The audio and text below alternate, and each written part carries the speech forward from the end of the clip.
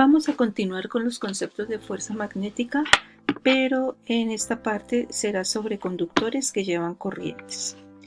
Ya sabemos que las fuentes de campo magnético son los imanes o las corrientes, y también habíamos comentado que para una partícula en presencia de un campo magnético, la fuerza sobre esta resulta ser este producto cruz. La fuerza igual al producto de la carga por la velocidad cruz el campo magnético externo a la carga. ¿Qué pasa ahora si analizamos la fuerza magnética sobre un conductor que transporta una corriente I? Lo vemos acá en este dibujo. Pues esto simboliza el conductor, y por acá ya no es una, sino muchas partículas que se van moviendo dentro del conductor, partículas cargadas, y eso hace que ya ese gran número de partículas realmente generan lo que determinamos la corriente. En este caso, la fuerza magnética se determina como la corriente que lleva el conductor, que las partículas van en esta dirección, por L, que viene a ser la longitud del segmento por donde está circulando la corriente, cruz el campo magnético externo al conductor. Como este es un producto vectorial, la fuerza siempre va a ser perpendicular al plano en el que se encuentra el alambre conductor, el hilo por el que va la corriente, y el campo magnético. Acá hay una posible, digamos, una pequeña ilustración de la situación. En este caso, la longitud del alambre L se está expresando como L por I. ¿Por qué? Porque la corriente va de izquierda a derecha. Eso indica que la longitud del hilo pues tiene que estar obviamente en esa misma orientación. Entonces se ubica la longitud como L por I.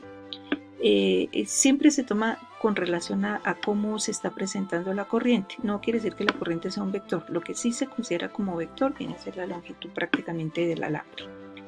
Y el campo magnético externo en este caso va en dirección perpendicular al alambre. Es el caso más sencillo de todos. ¿Y qué pasa? Como acá este es el eje Y, entonces aparece B campo magnético como ¿qué? Como la magnitud de B por J unitario. La fuerza magnética viene a ser IL cruz B, que en este caso ¿cómo va a ser? Fuerza magnética igual a I por LI cruz el campo magnético J. Al hacer el producto, ¿qué pasa? Puedo sacar I, L y B, que son tres términos ya en magnitud, y hago el producto I cruz J, que sabemos que eso da K unitario. ¿Qué quiere decir eso? Que la fuerza que experimenta este alambre tiene una magnitud igual a el valor de la corriente por el segmento del alambre donde va la corriente por el campo magnético externo, y la dirección está sobre el eje Z directamente. Acá se está otra vez corroborando la ilustración de los vectores, la longitud a lo largo de X, el campo magnético en Y. Al ubicar los dedos de la mano derecha a lo largo de L y cerrar la mano, la fuerza queda perpendicular al plano en donde están estos dos vectores, L y B, y efectivamente se nota que va en dirección Z directamente. La notación que se está utilizando aquí es ¿cuál? Acá vemos un círculo con un puntito. Entonces cuando vemos esa notación para cualquier vector, quiere decir que el vector sale del plano del papel. Y si vemos el mismo círculo pero con una cruz adentro, es como si estuviéramos viendo el vector entrando hacia el plano del papel. Entonces aquí vemos como la punta del vector y aquí vemos la cola del vector.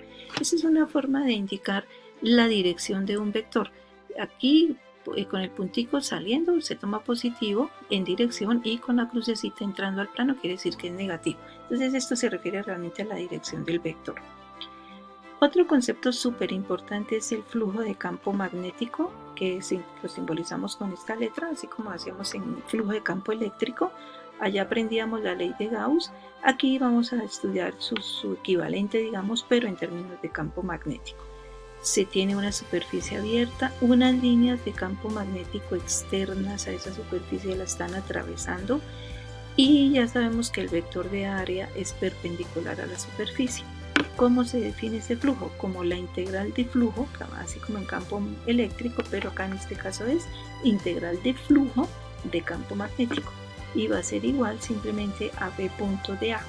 Como este es un producto punto, ¿qué nos va a quedar? La magnitud de B por la magnitud de dA por el coseno del ángulo entre los dos vectores. Y el flujo, pues ya sabemos que si los vectores son paralelos, el ángulo sería de 0 grados, tendríamos el mayor valor. Cuando el ángulo es de 90 grados, pues prácticamente no habría circulación ahí de líneas de campo. Y para ángulos intermedios también tenemos valores intermedios de flujo.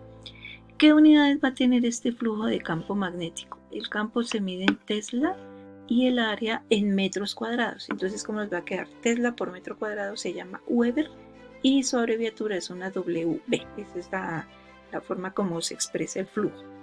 Algo muy importante es que si se tiene una superficie cerrada, que bien puede ser una esfera, un cilindro, sabemos que una superficie cerrada guarda un área dentro de ella. Entonces, ¿qué pasa?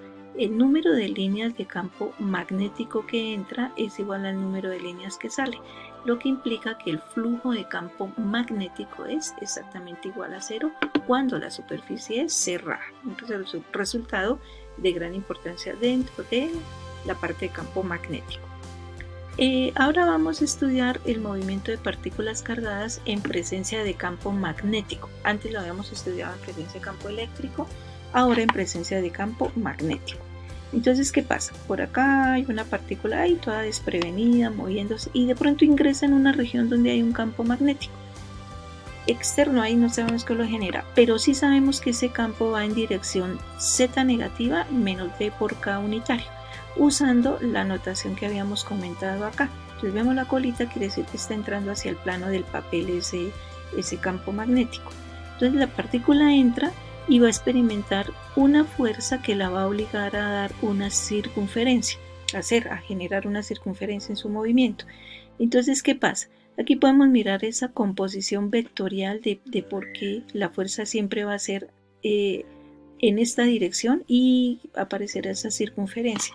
Entonces, ¿qué tendríamos? La fuerza va a ser igual al valor de la carga por la velocidad, digamos aquí en este punto cuando está, acá dibujé el sistema de coordenadas X, Y Z estaría perpendicular al plano del papel.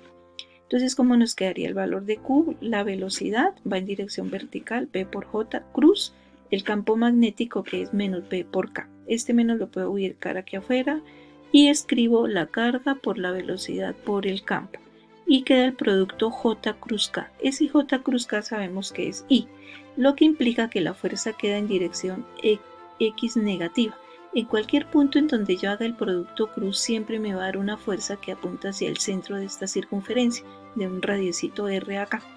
Entonces, siempre que se presente esta situación de una partícula en presencia de un campo magnético, ella va a generar un círculo.